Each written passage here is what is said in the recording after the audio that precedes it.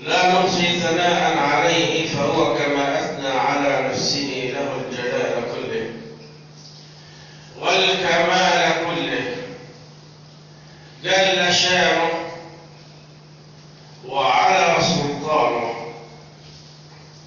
نستعينه ونستعيذه ونؤمن به ونتوكل عليه، ونعوذ بالله من شرور أنفسنا ومن سيئات أعمالنا. من يهده الله فلا مضل له، ومن يضلل فلا هادي له،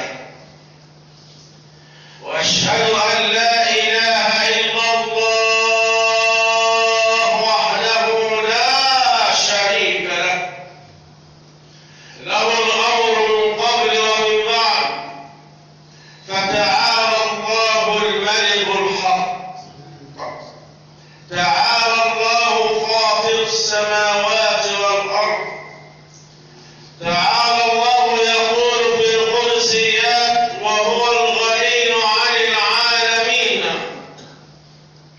من رضي بقضائي وصبر على بلائي وقنع بعطائي وشكر نعمائي، كتبته صديقا وبعثته يوم القيامة مع الصديقين. ومن لم يرض بقضائي ولم يصبر على بلائي ولم يقنع بعطائي ولم يشكر نعمائي، فليخرج من تحت سمائي وليتخذ له ربا سواي. إلى أين نذهب يا الله؟ والملك ملكك، والقضاء حكمتك، وكل الكائنات رهن إشارتك وإرادتك. ما في الوجود سواك ربي يعبده، كلا ولا مولى سواك يا ربي يقصده. يا من سجدت له الجباه بأسرها، رغما وكل الكائنات توحده. أنت الإله الحق الذي كل القلوب له تقر وتشهد. اشهدوا لله. وأشهد أن سيدنا وحبيبنا محمد عبد الله ورسوله وصفيه من خلقه وحبيبه، الرحمة المهداة والنعمة المجداة والسراج المنير، القائل في صحيح الحديث: من صلى علي 10 إذا أصبح و10 إذا أمسى أمنه الله تعالى من الفزع الأكبر يوم القيامة، وكان مع الذين أنعم الله عليهم من النبيين والصديقين والشهداء. فصلوات الله وتسليماته عليك سيدي يا رسول الله. أما بعد، أيها الإخوة في لا إله إلا الله، نعود ونحرق بأرواحنا وقلوبنا في سماء الهجرة النبوية، وأقول لكم: لو أن أقلام الدنيا كلها وما في الدنيا من مداد حاولوا أن يعطوا الهجرة النبوية حقها مما يكتبون ويصدرون، لن يوفوا الهجرة النبوية حقها. واحد.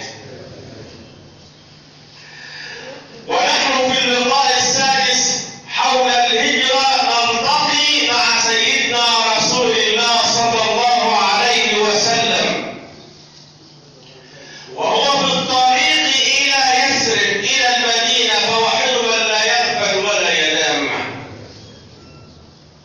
اللهم يا ربنا يا صاحب اللطف الخطير، حق لطيف بك نستعين ونكتفي. رب اشرح لي صدري ويسر لي أمري واحلل عقدة من لساني يفقه قولي. الهجرة يا سادة هذا النور الذي جعله الله هاديا لكل من يريد أن يعتمد عليه وأن يتوكل عليه وأن يركن إلى ركنه القوي المتين.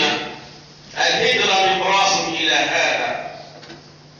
فقد أعلى الله تعالى كلمة التوحيد بالهجرة وأعز المسلمين الموحدين المهاجرين، وأنقص الله بالهجرة كلمة الكفر وأذل المشركين والمنافقين والكافرين. وهذا ما أمامه الله لنا في آخر بيان في آية الهجرة من سورة التوبة، وجعل كلمة الذين كفروا السفلى وكلمة الله هي العليا والله عزيز حكيم. واحد. وقد أعز الله النبي وأيده خلال رحلة الهجرة التي أخذت من الزمان 8 أيام، حيث خرج سيدنا رسول الله صلى الله عليه وسلم في ليل يوم الاثنين من الغار بمكة، وأخذ طريق الساحل، ساحل البحر الأحمر، إلى يثرب إلى المدينة، ووصل إليها يوم الاثنين أيضا. واحد. إذا الرحلة استغرقت 8 أيام.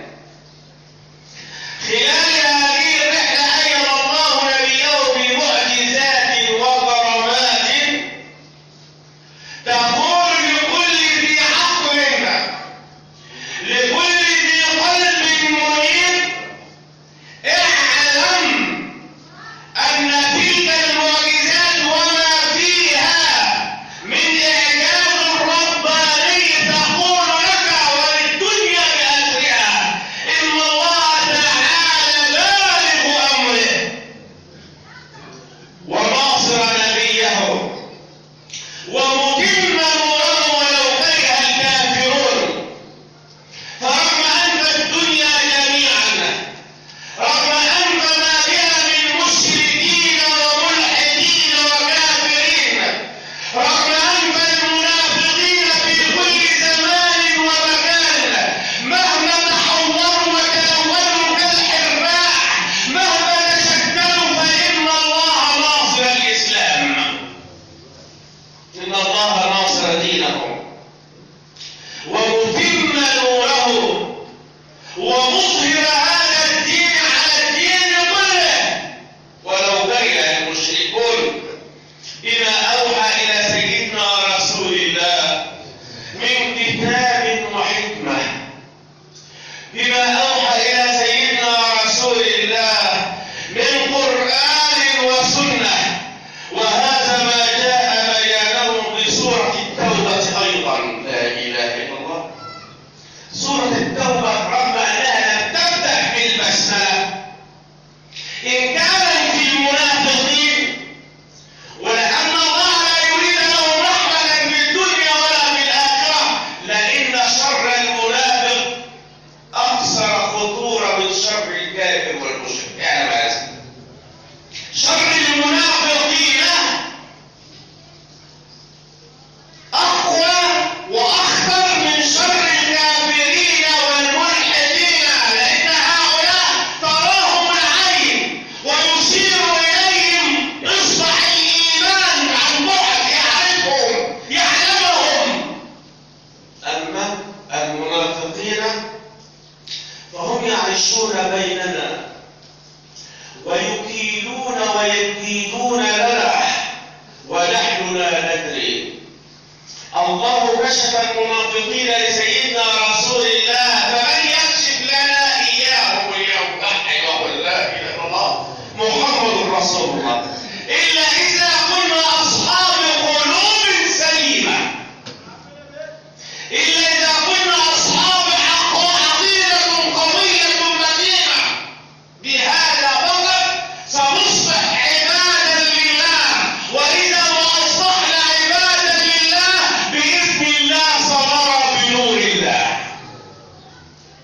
في فراسة المؤمن فإنه يرى بنور الله وحده لا إله إلا الله. هذا الجنيد الإمام الجنيد كان يعطي دروسا للمسلمين، فإذا بأحد المنافقين أراد أن يختبره، فهو ليس بمسلم حقيقي ولكنه لبس لبس المسلمين ووضع فوق رأسه حمامة المسلمين وحده لا إله إلا الله، وجلس بين المسلمين ليستمع إلى الإمام الجنيد، وراح يقول له: يا إمام، إن النبي يقول اتقي فراسة المؤمن فإنه يرى بنور الله. فنظر إليه الإمام الجنيد قال: صدق رسول الله، ومعنى هذا أنك لابد أن تشهد أن لا إله إلا الله وأن محمد رسول الله. كشفه فوقف الرجل وأعلن الشهادتين. إذا رغم أنف هؤلاء المشركين والمنافقين سيظهر الله دينه ويتم نوره، وهذا ما جاء في سورة التوبة كما قلت في الآية 32 والثلاثين من هذه السورة. ماذا يقول رب العالمين؟ ماذا يقول المولى عز وجل؟ يريدون أن يطفئوا نور الله بأفواههم ويأبى الله إلا أن يتم نوره ولو كره الكافرون. هو الذي أرسل رسوله بالهدى ودين الحق ليظهره على الدين كله ولو كره المشركون. واحد. وعلى طريق الهجرة أثبت الله للدنيا شرف محمد ومكانة سيدنا محمد، وأن محمدا معصوما والله يعصمك من الناس.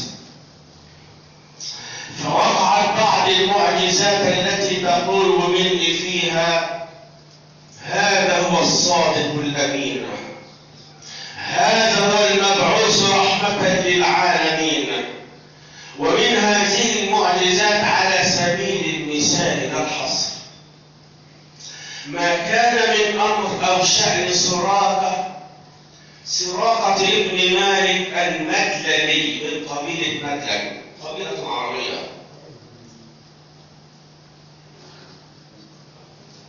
سراقة هذا لما علم بمكافأة وجائزة قريش 100 ناقة التي رصدتها قريش رصدها المشركون لمن يأتي بمحمد، وصاحب محمد يأتي بهما حيين أو ميتين، أسيرين أو مقتولين، له 100 ناقة.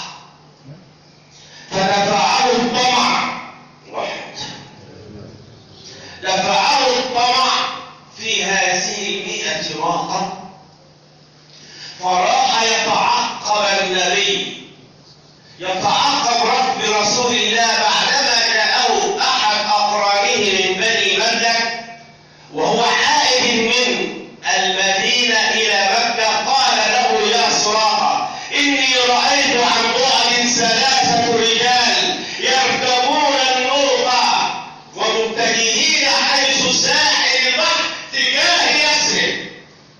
قال: اكتم يا رجل.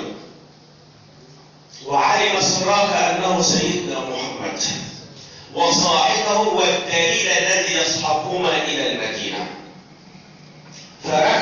فرسه وأراد أن يلحق بركب سيدنا رسول الله.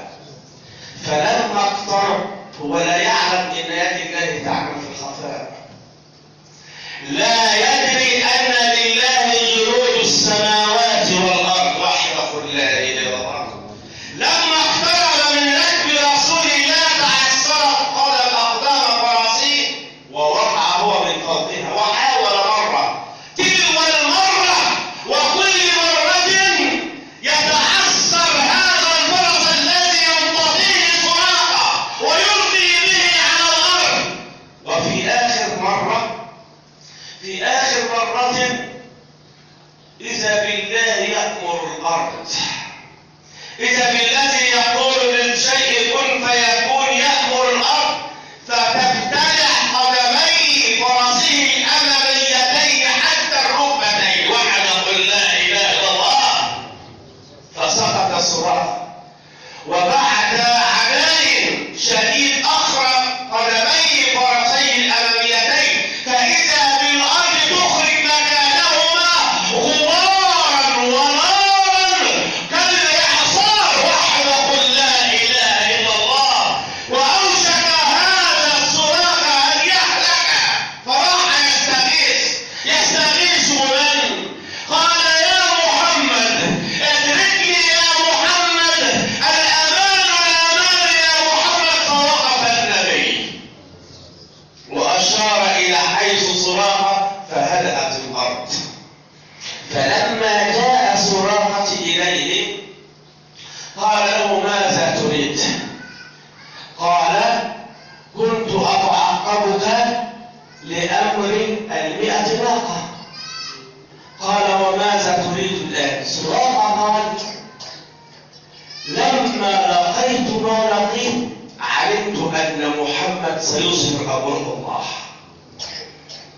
قال أريد أن تكتب لي كتاب أمان، أي كتابا يؤمنني إذا ما ظهر أمرك وعدت إلى مكة لا يكون هناك شيئا من أصحابك يضرني، لا يتعدى علي أحد أصحابك. هذا ما دار في ذهن سراقة. قال له لك هذا يا سراقة، اكتب له يا أبو بكر. وكتب الصديق هذا، ثم نظر النبي إلى سراقة وقال له يا سراقة كيف أنت إذا تصورت بسواره كسرى؟ أي ماذا تفعل إذا لبست تاج كسرى وتصورت بسوار كسرى؟ ما يلبسه كسرى حين يكون في قصره. فراح سراقة ينظر إليه مستعجبا ماذا تقول، ويسأل نفسه فيما بينه وبين نفسه ماذا يقول محمد. فقال له سراقة أكسرى ملك الفرس يا محمد؟ قال نعم يا سراقة. سينصر الله المسلمين يوما ويلبسك الله تاجه سواريه وتمسك بسيفه. قال أكسرى ملك الفرس يا محمد؟ قال نعم يا سراقة. ولكن اخفي عنا أن يرد الناس أن يبحثوا في هذا الطريق عنك، هو طريق ساحل البحر الأحمر. وقد كان يا سادة وتحققت تلك النبوءة في عهد عمر بن الخطاب، ولكن قبل عهد عمر انظروا لهذا الكسرى حينما أرسل إليه النبي وحده لا إله إلا الله كتابا كما أرسل لكل ملوك العالم كتابا يدعوهم إلى الإسلام. هذا الكسرى قطع كتاب رسول الله صلى الله عليه وسلم، وأرسل إلى حاكم اليمن المولى من قبل دولة الفرس يومها، قال له إني جاءني أن هناك رجلا في الجزيرة العربية اسمه محمد صلى الله عليه وسلم يدعي النبوة، فإذا ما وصلك كتابي هذا اذهب إلى محمد هذا واتني برأسه إلى قصر هذا في مدينة المدائن. لا إله إلا الله. ولكن النبي وقتها لم لم يكن مأمور بالقتال.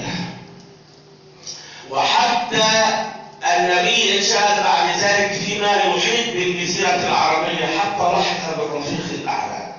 فلما تولى الصديق أمر المسلمين فذكر هذا الملك فأرسل إليه انذارا شديدا لهجما وقال فيه: اسمعوا حتى تعلموا أن قوة المسلم يأخذها من قوة الله، وعزة المسلم يأخذها من عزة الله إذا ما عمل بما يأمر الله. وحده لا إله إلا الله. أرسل الصديق إلى هذا الكسرى يقول له: يا كسرى كيف تتكبر على الله وقد أخرجت أو خرجت من مجرى البول مرتين. وحده لا إله إلا الله. كيف تتكبر على الله وأنت الذي خرجت من مجرى البول مرتين، مرة من صلب أبيك ومرة من رحم أمك. كيف تتكبر على الله؟ وأعد الصديق جيشا ومن عليه خالد بن الوليد الذي يطلق اسمه على هذا المسجد خالد سيف الله المسلول. أعد الصديق جيشا وولاه عليه ليؤدب من؟ يؤدب الدولتين اللتان كانت متحكمتين في العالم يومها، وما أشبه اليوم بالأمس. وحده لا إله إلا الله.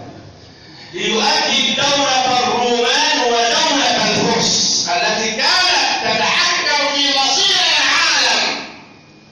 ولكن نحن إن اعتنينا بأنفسنا كمسلمين كموحدين كمتبعين حقا لنعلمن أن العزة لا تكون إلا بما يأمر الله به. وحده لا إله إلا الله. لا بما يأمر غير الله به. إذا ما اعتنينا بأنفسنا وعملنا بكتاب ربنا وسنة نبينا فسوف ننظر إلى هؤلاء أو يبان لنا حجم هؤلاء جيدا، وإنهم ما هم إلا كالناموس أو الذباب الذي يحوم في الهواء، ومن السهل جدا أن تسقطه على الأرض بإيمانك واحد بيقينك كمسلم بعقيدتك بتوحيدك يمكن أن يبين الله لك حجم هؤلاء مهما امتلكوا من قوة ومن عتاد، لأن الإسلام لا ينظر إلى العدد والعدة، إنما ينظر إلى قدر الإيمان في صدور المسلمين. وحده لا إله إلا الله محمد رسول الله. أعد جيشا ولا عليه خالد بن الوليد لتأديب هاتين الدولتين المتحكمتين في العالم يوميا. وإذا بخالد بن الوليد يرسل إلى كسرى يقول له: يا كسرى الفرس اسلم تسلم، وإلا جئتك بقوم يحرصون على الموت كما تحرصون أنتم على الحياة. أي قوة هذه؟ إنها قوة الإيمان. خالد ليس معه إلا 30,000 وهم تعدادهم 120,000، ولكن القوة في القلوب وليست في العضلات. القوة في اليقين بالله وليست في اليقين بما في أيدي الناس. وحده لا إله إلا الله. وراح ملك الفرس كسرى لما وصلته هذه الرسالة راح يستنجد بملك الصين بحاكم الصين يومها. قال له: أجبني، مدني بالمدد والعتاد والرجال، فإن خالد أرسل لي رسالة يهددني فيها ويقول فيها كذا وكذا، يقول: سأودي إليك بقوم يحرصون على الشهادة على الموت كما نحرص نحن على الحياة. فماذا قال له ملك الصين؟ قال له: يا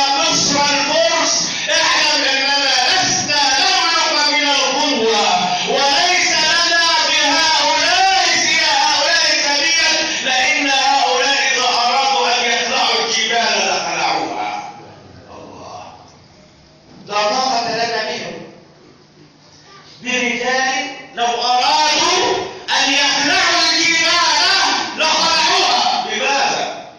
بماذا؟ باستعراض القوة العضلية؟ لا، إنما بما فيهم من إيمان ويقين بالله، لأن الله ناصرهم، لأنهم على الحق المبين، لأنهم متمسكين بتوحيد خالص لله، لا يقولون يا الله وأعينهم وقلوبهم متوجهة لغير الله، إنما قلوبهم وقالبهم وبصيرتهم ويقينهم لا يرون في هذا كله إلا المولى عز وجل. لا الدنيا. فجاء الخطاب، هذا الفاروق عمر بن الخطاب، ليقضي على البقية الباقية من دولة الفرس، وكان قائدا للأبطال المشرف سعد بن أبي وقاص، والذي دخل مدينة المدائن، وقبل أن يدخل تلك المدينة اعترضه نهر دجلة والفرات، فلابد له وبيقينه أن يدخل هذا القصر ليقضي على دولة الفرس نهائيا. فماذا يفعل؟ قال للجنود توكلوا على الله وقولوا لا إله إلا الله ولا حول ولا قوة إلا بالله واعبروا نهر دجلة بخيولكم. لا إله إلا الله. يقول المؤرخون فعبر الجيش كله بالخيول ولم يغرق فيهم واحد. لماذا؟ بقوة الإيمان واليقين. ودخل سعد بن أبي وقاص قصر هذا الملك المتغطرس، وأمر المؤذن أن يؤذن فيه: الله أكبر الله أكبر الله أكبر الله أكبر، أشهد أن لا إله إلا الله. هنا انطفأت النار التي كان يعبدها الفرس طيلة 1000 عام بقوة لا إله إلا الله. وجمعت الغنائم يا سادة، وأخذ كل جندي حقه من هذا الغنائم، والبقية ذهبت إلى المدينة حيث عمر بن الخطاب. ونظر عمر إلى الغنائم وكان من بينها سواري كسرى وتاجه وسيفه وكلها من الذهب الخالص. فبكى عمر، بكى عمر، فقال له عبد الله بن مسعود: ما يبكيك يا أمير المؤمنين؟ أتبكي يوم الانتصار؟ أتبكي يوم النصر يا أمير المؤمنين؟ قال له: نعم. لماذا؟ قال: لإني أخشى أن يفتتن المسلمون بالدنيا فيتنسيهم الدنيا ذكر الله والجهاد في سبيل الله. أبكي من أجل هذا، أن يأتي يوما وتفسد الدنيا للمسلمين فينسون بالدنيا ذكر الله والجهاد في سبيل الله. وهذا ما أدى بالأمة إلى هذه الحال التي نحن عليها. كثيرا من الحكام والمحكومين لا إله إلا الله نسوا ذكر الله داخل الأمة، حتى أن الأمم المشركة الكافرة تكالبت علينا، تداعت علينا، كما أخبرنا بهذا سيدنا رسول الله: ستتداعى عليكم الأمم كما تتداعى الأكلة على قصعتها. وفي رواية: يوشك أن تتداعى عليكم الأمم كما تتداعى الأكلة على قصعتها. قالوا: من قلة نحن عليها يومئذ يا رسول الله؟ قال: لا، إنكم يومئذ كثيرون ولكن كثرتكم كغثاء السيل، أي كقطيع الماء. كثرتكم كغثاء السيل، ينزع الله من قلوب أعدائكم الرحمة ويضع الوعد في قلوبكم. قال: وما الوعد يا رسول الله؟ قال: حب الدنيا وكراهية الموت. هذه الأسباب الحقيقية لعلة المسلمين، لعلة الأمة، أنهم تقاعسوا عن نصرة الدين وعن نصرة أنفسهم بأنفسهم، وراحوا يعتمدون على غير من هم على بعيدا عن عقيدتهم، راحوا يعتمدون على غير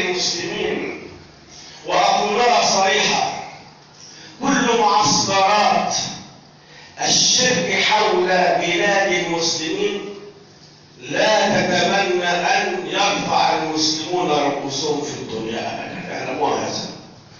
مهما تغيرت الأسماء وتبدلت الأماكن فإن كراهيتهم للمسلمين لن تزول من صدورهم. وحده لا إله إلا الله، والله يعلم بخفايا الصدور، الله يعلم بما ينتوون، ولكن على المسلمين أن يتحدوا ويلملموا بعضهم بعضا ليكونوا كالجسد الواحد كما قال رسول الله صلى الله عليه وسلم: مثل المؤمنين في توادهم وتراحمهم كمثل الجسد الواحد، إذا اشتكى منه عضو تداعت له سائر الأعضاء بالسهر والحمى.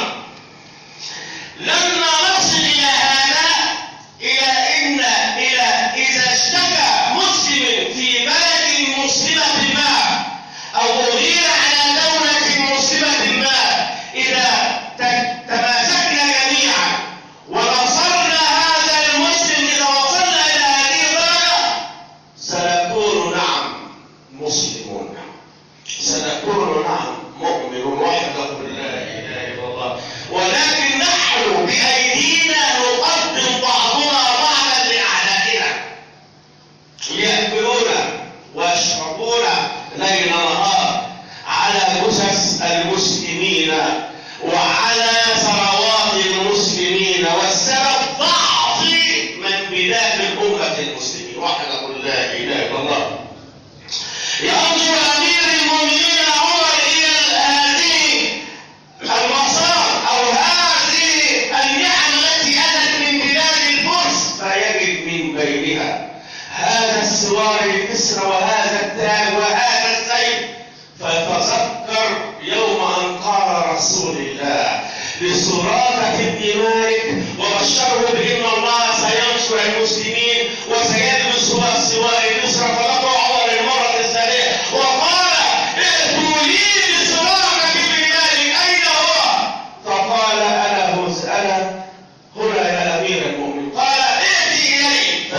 فقام عمر وألبس سراقة تاج كسرى وألبسه سواري كسرى وأمسكه بسيف كسرى وقال له: يا سراقة، قل الحمد لله وقل سبحان الله.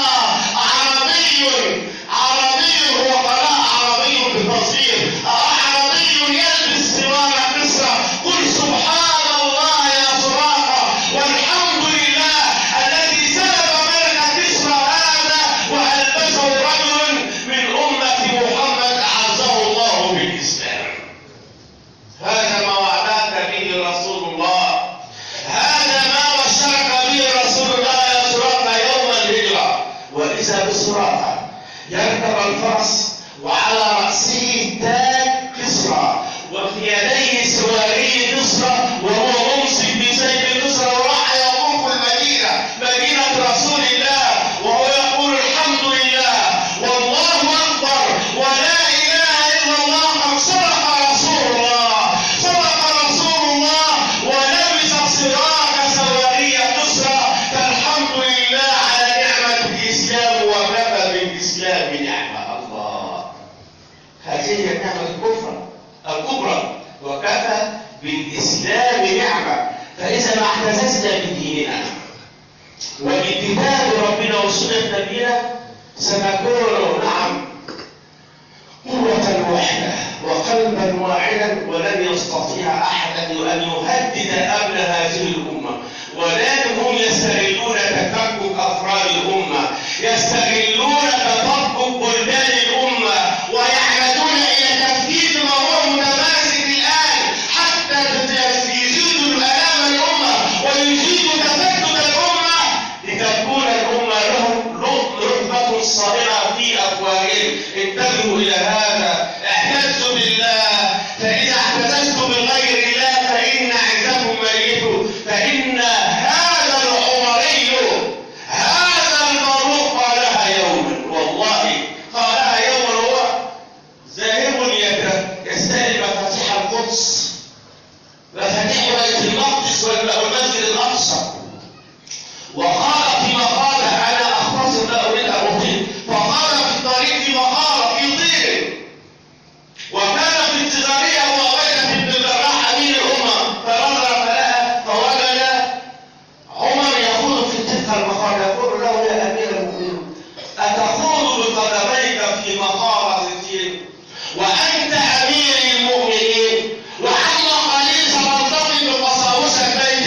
تتسلم مفاتيح بيت المقدس، فقال له لو قال أيها يا أبا عبيدة، لو قال أيها يا أبا عبيدة، فإننا يا أبا عبيدة كنا أذلاء فأعزنا الله بالإسلام، فإذا ابتغينا العزة بغير الإسلام أذلنا الله. وحده لا إله إلا الله.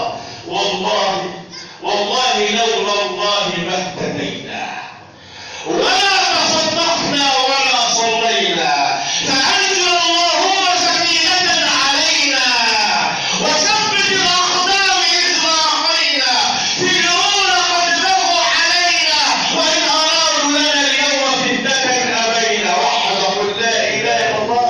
وعوذ بالله إلى الغافلة أن ثبت من زمان.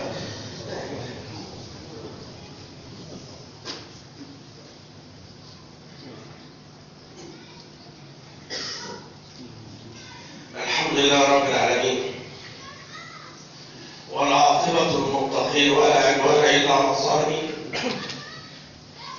اللهم لا علم لنا إلا ما علمتنا إنك أنت العليم الحكيم. وأشهد أن لا إله إلا الله وحده لا شريك له، وأشهد أن سيدنا وحبيبنا محمد عبد الله ورسوله وصفيه من خلقه وحبيب الرحمة المهداة والنعمة المزدى والسراج المنير، صلوات الله وتسليماته عليك سيدي أبا القاسم يا رسول الله. ثم أما بعد، أيها الأحبة في الله، قد أحاط الله جل وعلا طريق الهجرة حول النبي بالمعجزات ليبين لنا شرف رسول الله، ليبين أنه الرحمة المهداة والسراج المنير الذي أنار الله به الظلمات وهدى الله به القلوب إلى الإيمان. وحده لا إله إلا الله. ويمر النبي يا سادة بخيمة أحد العربيات وهي أم معبد، كانت تقيم خيمتها على قارعة الطريق تجاه المدينة لتقدم الطعام والزاد لكل من يريد أن يطعم أو يرتوي. تقدم الطعام والزاد والماء. مر بها سيدنا رسول الله وطلب منها لبنا أو لحما فلم يجد عندها. طلب اللبن، قالت إن الشياه جميعا في المرعى في المسرح مع أبو معبد. فنظر النبي فوجد على البعد شاة ولكنها ضعيفة هزيلة. قال لها يا أم معبد أهذه لك؟ قالت نعم، ولكنها تخلفت لأن وقتها تخلفت عن المسرح على أن ترعى مع صحيباتها. فقال تأذنين لي بحلبها؟ قالت هي ضعيفة لا تضر لبنا. قال أذني لي بحلبها. انظروا إلى البركة في رسول الله، انظروا إلى الخير الذي وضعه الله في سيدنا محمد. فأمسك النبي صلى الله عليه وسلم بالشاة الضعيفة الهزيلة التي انقطع لبنها منذ زمن، وراح يسمي الله بسم الله الرحمن الرحيم، ومسح ظهرها وضرعها، فإذا باللبن يدر أو يخرج ويندفع من ضرعها بكثرة وغزارة. إنها بركة الله في سيدنا محمد. وملأ النبي الإناء أو قدح اللبن وأسقى القوم جميعا ثم شرب آخره. يعني هذا هو الأدب، أدب النبوة. نعم، خادم القوم سيدهم، خادم القوم سيدهم. تعلموا هذا، من يقدم خدمة للغير فعلى الغير أن يشكره. من لم يشكر الناس لم يشكر الله. هذا هو الأدب. ولا يقدم نفسه أولا لأنه يخدم. انظروا وتعالوا، سقى القوم جميعا وشرب هو آخر القوم، ثم حلب ثانيا وملأ القدح. حلب الشاة مرة ثانية وحملها طلع اللبن وأعطاه لأم مالك. تقول أم مالك: أصبحت هذه الشاة أصح الشياه لدينا من حيث اللحم ومن حيث إضرارها للبن، ببركة من؟ ببركة الله التي وضعها في سيدنا رسول الله. فلما حاج زوجها سألها: من أين جئت بهذا اللبن؟ لم أترك إليك معك إلا الشاة الضعيفة. قالت: مر علينا 3 رجال. هي لا تعرف النبي. مر علينا ركب من 3، فتقدم منهم رجل صبوح الوجه، وجهه مشرئب بالحمر، انها تصف سيدنا محمد وحده لا اله الا الله، لا بالطويل ولا القصير. تقدم وحلب الشاة، فقال لها: يا ام مالك، اظن ان هذا محمد وصاحبه ابو بكر، لو انني رايته لاتبعته في الحال. وقد صدق. امن ابو مالك وام مالك واخو ام مالك، امنوا جميعا بعد ذلك واسلموا وهربوا الى سيدنا رسول الله. ولكن انظر الى الوجه الثاني لتلك المعجزه، لا يذكره الناس كثيرا. لأم مالك بنت أخت كانت تعيش معها، اسمها هند بنت الجونة. تروي هند بعد أن أسلمت مع خالتها، تقول: لما جاءنا رسول الله صلى الله عليه وسلم ودخل الخيمة طلب الماء، فأتيت له بالماء واحد، فاغتسل النبي صلى الله عليه وسلم، ثم تمضمض بالماء ومجه، أي أخرجه ومجه بجانب الخيمة، في أرض بجانب الخيمة. تقول: فلما أصبحنا بعد أن تركنا هو قبلها بيوم وذهب إلى يثرب، في صباح اليوم الثاني نجد مكان مضمضة رسول الله الأرض قد اخضرت جميعا وأنبتت ورودا وزهورا لها رائحة طيبة. وإذا بنا في اليوم الثالث من مجيء النبي نجد مكان مضمضة رسول الله شجرة تنبت لا نعرفها من قبل قط، وتلك الشجرة أخرجت لنا ثمرا طعمه أحلى من الشهد ورائحته أحلى من العنبر، ما أكل من ثمار هذه الشجرة مريض إلا شفاه الله، وما أكل جائع إلا شبع، وما أكل منها ظمآن إلا ارتوى. وتقول: حتى البعير إذا أكلت من أوراق تلك الشجرة صحت وازداد لبنها. وكنا نسميها الشجرة المباركة. وظلت هذه الشجرة حتى وفاة النبي صلى الله عليه وسلم، فثمرت. فلما قتل عمر خرج منها شوك، فلما قتل الحسين لا اله الا الله اختفت هذه الشجره ولم نراها بعد ذلك ابدا. واحد، انها بركه النبي، انها بركه سيدنا رسول الله، الدل على صدقه، الدل على انه هو النبي المبعوث رحمه للعالمين. فعلينا ان نحيي هذا. بلغ العلا بكماله، محدك بجماله، عظم الجميل وخصاله، صلوا عليه واله. اللهم صل وسلم على رسول الله. علينا ان نعتز بنبينا، نعتز بنبينا. اقولها واكد، لان الكل يحوم حول تشويه سيره سيدنا رسول الله. فتمسكوا بعقيدتكم وبسنه نبيكم ودافعوا عنها بقدر استطاعتكم. اذا ما وجدتم لمن يتطاولون على النبي او على سيره النبي او على اهل البيت جميعا، اعلموا ان محبه اهل البيت جميعا من محبه سيدنا رسول الله، ومحبه سيدنا رسول الله من محبه الله.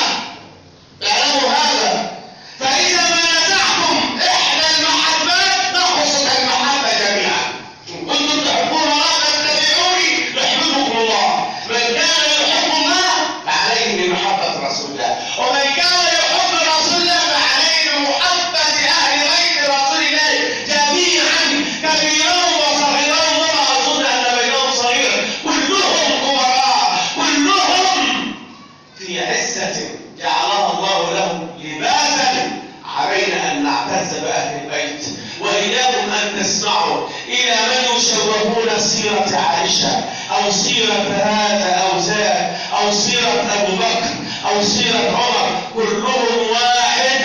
فالنبي قال كما قلت أصحابي كالنجوم بأيهم اقتديتم اهتديتم. لا إله إلا الله، وأعود إلى ربكم إلى أن نلتقي إن شاء الله في الخطبة القادمة إن كان لي ولكم أجل. ارفع أيديكم للسماء وأمنوا خلفي. اللهم إنا نسألك بعزتك وجلالك وكبريائك وعظمتك أن تصلي على سيدنا محمد وعلى آل سيدنا محمد وعلى أصحاب سيدنا محمد وعلى أزواج سيدنا محمد وعلى كل من ينتسب إلى سيدنا رسول الله، عدد ما كان وعدد ما يكون وعدد ما في علمك المكنون. اللهم صل على سيدنا رسول الله صلاة تنجينا بها من الهم والغم والكرب العظيم. اللهم صل على سيدنا رسول الله صلاة تنجينا بها من جميع الأهوال والآفات. اللهم صل وسلم وبارك على سيدنا محمد صلاة ترفعنا بها عندك أعلى الدرجات. اللهم صل وسلم وبارك على سيدنا محمد صلاة تغفر لنا بها جميع السيئات. اللهم صل وسلم وبارك على سيدنا محمد صلاة تعطينا بها أقصى الغايات من جميع الخيرات في الحياة وبعد الممات. اللهم ارض عنا وارضنا، ارض عنا وارضنا، ارض عنا وارضنا. زدنا ولا تنقصنا، زدنا ولا تنقصنا. اكرمنا ولا تهنا، اكرمنا ولا تهنا.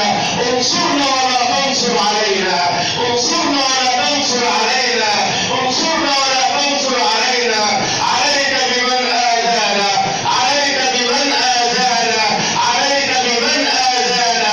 اللهم اشف أمراضنا، اشف أمراضنا، اشف أمراضنا، اشف أمراضنا. ارحم أمواتنا، ارحم أمواتنا، ارحم أمواتنا، ارحم أمواتنا. اللهم بلغنا فيك محبة لا نهاية لها يا الله. اللهم بلغنا فيك محبة لا نهاية لها يا الله. اللهم اجعلنا لك لا لغيرك، اجعلنا لك لا لغيرك، اجعلنا لك لا لغيرك، اجعلنا لك لا لغيرك. واحشرنا يوم القيامة في زمرة سيدنا رسول الله وتحت لواء حبيبنا محمد صلى الله عليه وسلم. واسقنا من يده الشريفة شربة هنيئة مريئة لا نصنع بعدها أبدا. إنك على ما تشاء قدير وبالإجابة